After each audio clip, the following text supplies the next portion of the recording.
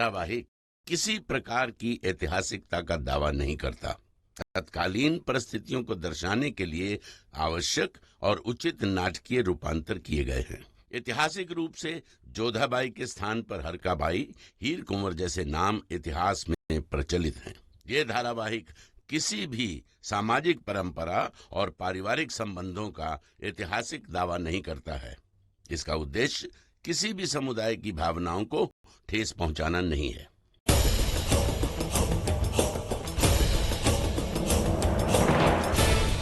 एक बार जो राजा निर्णय लेता है फिर उससे कभी पीछे नहीं हटता, और हमने इस दुश्मन को मारने का निर्णय ले लिया है।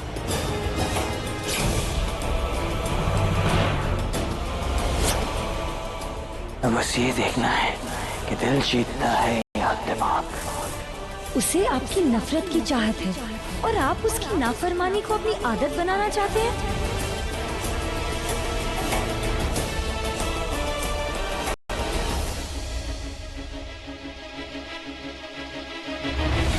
बादब, बामुलाइजा, होशियार, शहंशाह हिंद जलालुद्दीन मोहम्मद तशरीफ ला रहे हैं।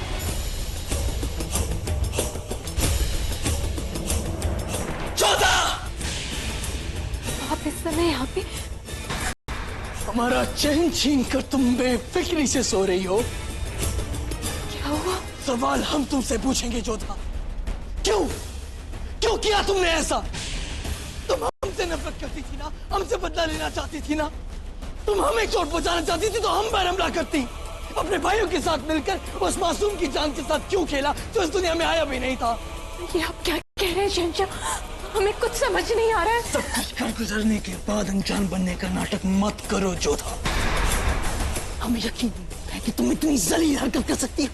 अपने भाइयों के साथ मिलकर तुमने रुकैया बेगम को तंदूरी कार केसर में मिलाकर खिलाया ताकि उसकी कोख में पड़ रहा हमारा बच्चा मर जाए। ये आप क्या कह रहे हैं शहंशाह? हम ऐसा क्यों करेंगे? हमसे बदला लेने के लिए, हमें चोट पहुंचाने के लिए। हमने ऐसा कुछ भी नहीं किया है। हर गुनहगार पकड़े जाने पर यही कहता है जोधा, लेकिन सजा से बच नहीं पाता। तुम भी नहीं बच पाओगी जोधा। लेकिन हमने क्या किया? तुमने हमारी औलाद को मारा है। हर गुनहगार की तरह तुमने भी अपने निशान पीछे छोड़ दिए जोधा। उस केसर के डिब्बे में धतूरे का हाथ मिला जो तुमने और तुम्हारे भाई ने मिलाया।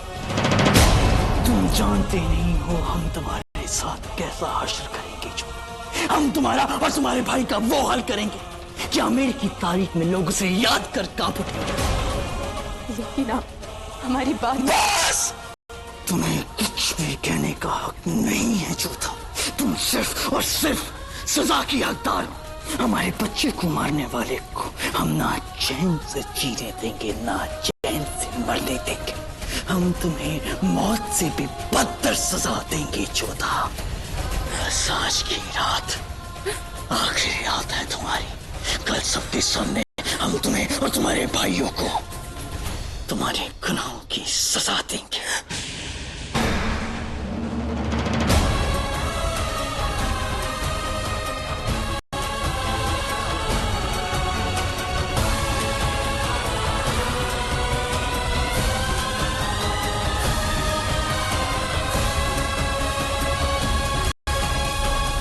ऐसी गिरी हुई हरकत कौन कर सकता है? ये बताना मुश्किल है, लेकिन जलाल को मालूम हो गया है कि वो धतूरे कार आया कहां से। कहां से हुजूर? आमेर के केसर से। क्या? पर आपने उस केसर को चखवाया था, फिर ये कैसे? ख्वाजा शेरा ने ये बात साबित कर दी है कि इसमें हमारी कोई गलती नहीं है, लेकिन रेशम हमें इस बात का ताज्जुब है ये कोई हमको चकमा दे गया। ऐसी चाली तो हम चलते हैं, इस कदर दिमाग हमारा दौड़ता है। फिर वो कौन है जो हमसे एक कदम आगे की सोच रहा है? गलती किसी की भी हो, पर रुकैया बेगम को सजा भुगतनी पड़ी। तकलीफ सबको हो रही है रेशम। काश तुमने जलाल का चेहरा देखा होता, कितना खुश था जलाल। जलाल की तकलीफ हमें भी अंदर ही अंदर खाई जा रही है। मुगलिया सल्तनत के दरवाजे पर खुशी दस्तक देकर चली गई। इसका मतलब जोधा बेगम ने जो दूध में केसर मिलाया था उसमें धतूरे का अर्क था। साबित तो यही हुआ है। लेकिन एक बात बताएं, पता नहीं क्यों हमें ऐसा लग रहा है कि बेगम जोधा को भी नहीं पता था कि जो केसर वो दूध में मिला रही है उसमें धतूरे का अर्क मिला हुआ है। ये मामला बहुत ही पेचीदा लग रहा है वजीर आलिया। पेचीदा ही नहीं, सियासी मामला हो गया है ये, क्योंकि ये बात पता चली है कि ये धतूरे का अर्क, ये जहर मुगलिया सल्तनत की सरहद के अंदर नहीं बनता, यानी कि ये जहर बाहर से आया है। कोई है जो मुगलिया सल्तनत का सबसे बड़ा दुश्मन है जिसने ये काम किया है, और हमें यकीन है रेशम कि वो हमारे इस आगरा के महल में मौजूद है। वो जो भी है, शहंशाह उसे सामने ले ही आएंगे और उसे कड़ी से कड़ी सजा देंगे। हाँ, उसे कड़ी से कड़ी सजा मिलेगी, लेकिन उससे क्या होगा? मुगलिया सल्तनत का वारिस तो वापस नहीं आएगा ना। गुस्ताखी माफ हो वजीर आलिया, पर आप ही तो चाहती थी ना कि बेगम रुकैया मरियम उल जमानी ना बने। हाँ, हम अब भी चाहते हैं कि रुकैया मरियम उल जमानी ना बने। हाँ, हम नफरत करते हैं रुकैया से, लेकिन हम रुकैया के कोख में पल रहे जलाल के बच्चे से नफरत नहीं करते थे।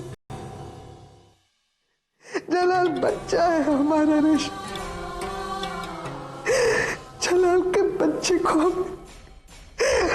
हम कभी नहीं चाहेंगे कि मुगलिया सल्तनत का वारिस इस दुनिया में आने से पहले दुनिया छोड़े।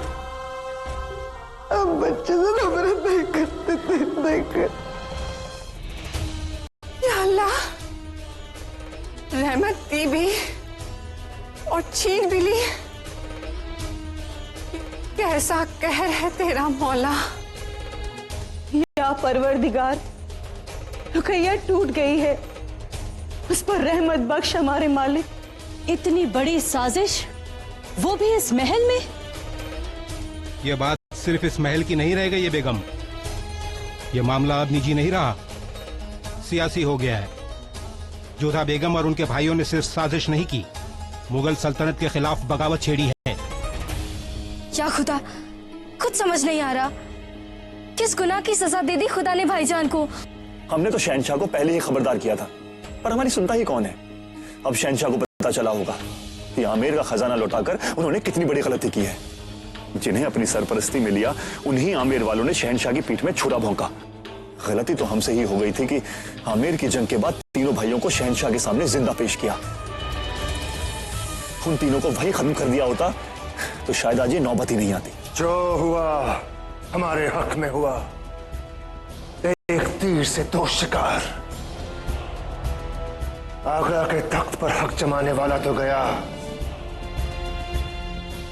अब जोधा बेगम के साथियों का खून हम अपनी शमशीर को पिलाएंगे। बेगम साहिबा, शहंशाह जलाल ने बेगम जोधा और उनके चारों भाइयों को हिरासत में लेने का हुक्म दे दिया है।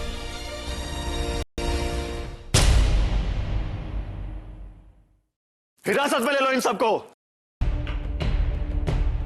अपराध क्या है हमारा? ओ, तो मुगल सल्तनत के होने वाले वारिस का कत्ल, शहंशाह जलालुद्दीन मोहम्मद की होने वाली औलाद के कत्ल की साजिश, ये सब तुम्हारी नजरों में गुनाह नहीं है? ये झूठ है शरीफुद्दीन, हम में से किसी ने भी ऐसा कुछ नहीं किया। जरूर हमारे खिलाफ कोई साजिश रची जा रही है। जो कुछ भी कहना है शहंशाह के सामने कहना। दीवाने खास में ले चलो इन्हें।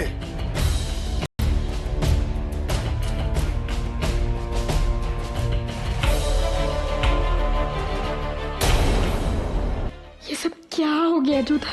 रुकैया बेगम के साथ बहुत बुरा हुआ है मोती,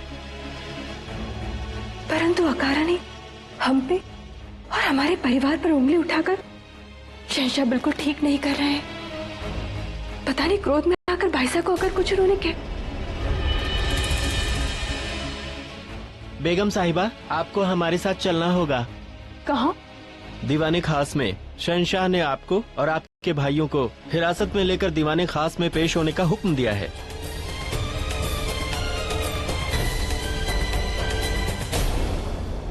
रुकैया, खुदा बिगाड़ता है तो संवारता भी है। हमें खुदा से शिकायत नहीं है अम्मी जान। जोधा का क्या बिगाड़ा था हमने कि उसने हमारी औलाद हमसे छीन ली? अपने भाइयों के साथ मिलकर इतनी जलील साजिश की।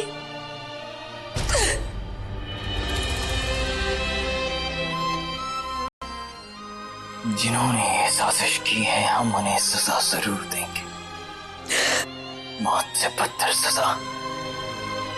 हम बस ये बताने आए हैं कि जोधा और उसके भाइयों को हिरासत में ले लिया गया है। जो कुछ हुआ उसका अफसोस सबको है जलाल, और हमारा मशवरा है कि फैसला ठंडे दिमाग से लेना। गुस्से और जल्दबाजी में लिए गए फैसले शहंशाह और तख्त की शान को जोधा ऐसा कर सकती है, ये हमारा दिल अब भी नहीं मानता। अम्मी जान, तमाम सबूत है उनके खिलाफ।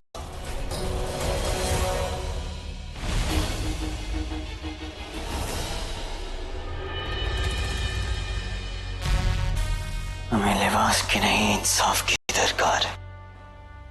तखलिया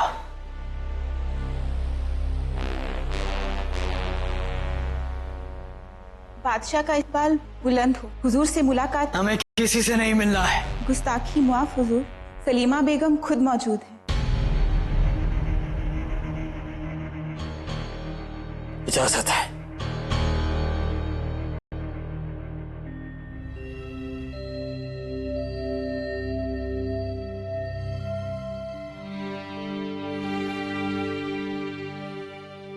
शहंशाह, आपको जो ठेस पहुंची है, जो दर्द आपको महसूस हो रहा है, खुदा उसे आपको बर्दाश्त करने की ताब वफा फरमाए। हम भी एक माँ हैं, बच्चा वालिदैन के लिए क्या होता है इस बात से हम अच्छी तरह वाकिफ है। हमारे पास आपको हौसला देने के लिए अल्फाज भी नहीं है। क्या यही कहने आई हैं आप यहाँ? नहीं जहाँपना, हम आपसे एक छोटी सी इल्तिजा करने आए हैं।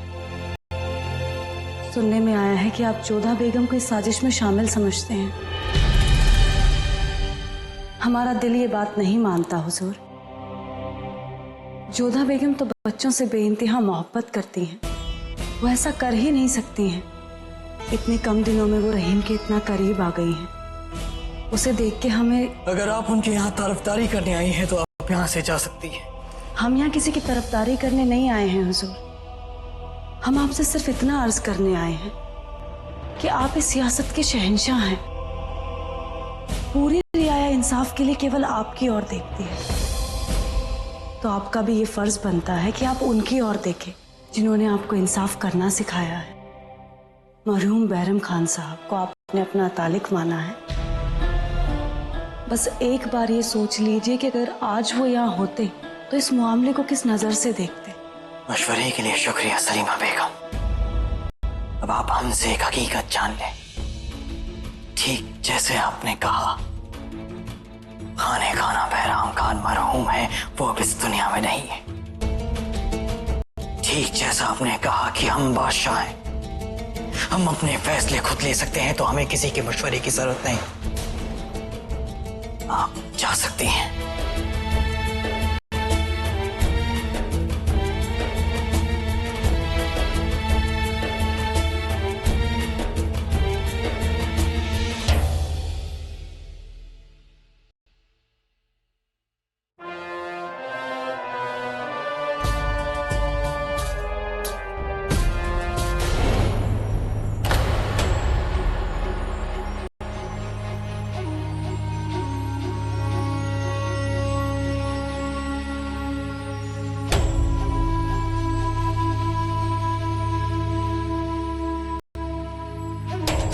रुकैया बेगम, हमारी वालदा और मुगल खानदान का हर वो शख्स यहाँ मौजूद हो जो बेसब्री से हमारे वारिस का इस दुनिया में आने का इंतजार कर रहा था।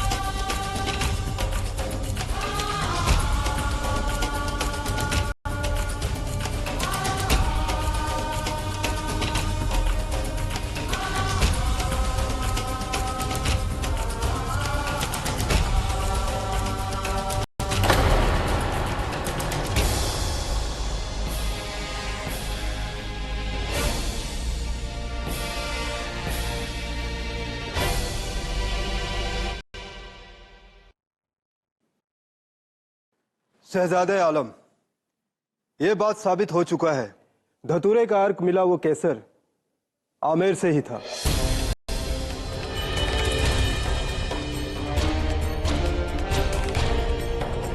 जिसे पीने के बाद मलिका खास के साथ ये हादसा हुआ। ये बात अभी साबित नहीं हुआ है कि वो अर्क केसर में पहले से मिला था या नहीं। इस बात पर बहस शुरू करने की इजाजत दी जाए कि इस साजिश में जोधा बेगम और आमेर के शहजादे शामिल थे या नहीं। कोई बहस नहीं होगी। यही लोग मुजरिम हैं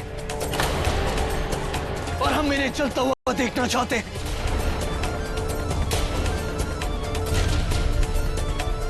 ताकि इन्हें इस जलन के दर्द का एहसास हो जो उन्होंने हमें दी है।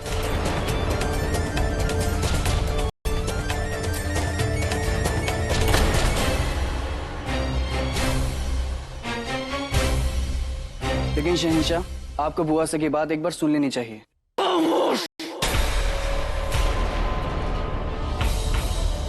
क्या तुम में इतनी भी तमीज नहीं कि जब हम बात कर रहे हो तो बीच में नहीं बोलना चाहिए? गुनहगार है तुम्हारी फूफी। हमारी बुआ सा गुनहगार नहीं है। हम गर्दन कटवा सकते हैं लेकिन गद्दारी नहीं कर सकते। बागी का साथ देने वाला भी बागी होता है। यदि यही बात है तो हम भी आपके गुनहगार हैं, लेकिन हम इस बात को नहीं मान सकते कि हमारी बुआ सा और पिताश्री ने कोई गुनाह किया है।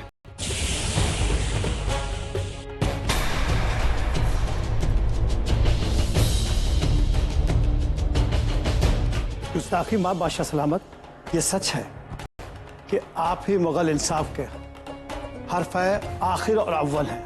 इंसाफ करना आपका हक भी है और आपके इंसाफ पर कोई शक भी नहीं है, लेकिन बिना बहस और पुख्ता सबूतों के बिना सजा सुनाना मुगल रिवायत के माकूल नहीं है। मुलजिम को एक बार सफाई का मौका देना ही मुगलिया इंसाफ का उसूल है, भले ही गुनाह कितना ही संगीन क्यों ना हो। कोई सफाई नहीं होगी, कोई सुनवाई नहीं होगी।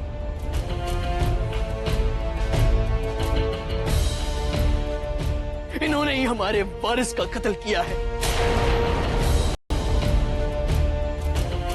मुगल सल्तनत के होने वाले वलीअहद का कत्ल किया है। आंख के बदले आंख, जान के बदले जान, यही इंसाफ है।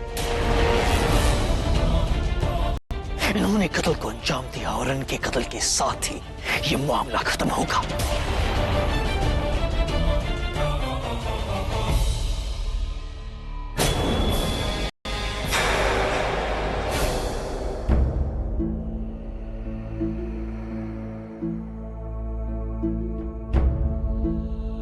जिरा के बीच बोलकर दीवाने खास के कायदे तोड़ने की माफी चाहते हैं हम। और बेशक गुनहगार माफी या रहम के काबिल नहीं है, पर मुलजिम को अपनी सफाई देने का एक मौका देना जरूरी है। और हम नहीं चाहेंगे कि शहंशाह के इस फैसले के बाद कोई मुगल सल्तनत के इंसाफ पर उंगली उठाए। तो क्या चाहती हैं आप अम्मी जान, कि जो उन्होंने किया उसके लिए हम इन्हें इनाम दें? नहीं, हम सिर्फ कुछ वाकयों की याद दिलाना चाहते हैं। हमें लगता है कि ये जोधा बेगम के खिलाफ एक साजिश है।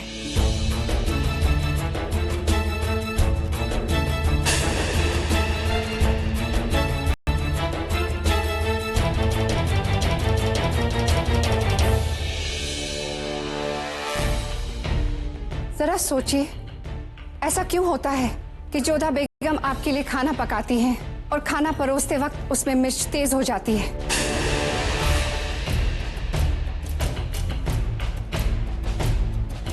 जबकि शहंशाह को पेश किया जाने वाला खाना हमेशा चक्कर परोसा जाता है।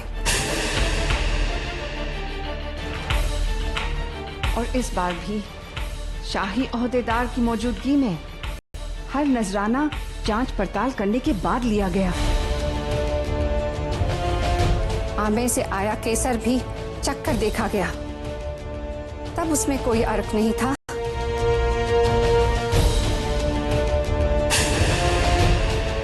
तो क्या मीर सामान और मीर बकावल के पास सामान पहुंचाने के बाद जोधा बेगम ने उसमें अर्क मिलाया?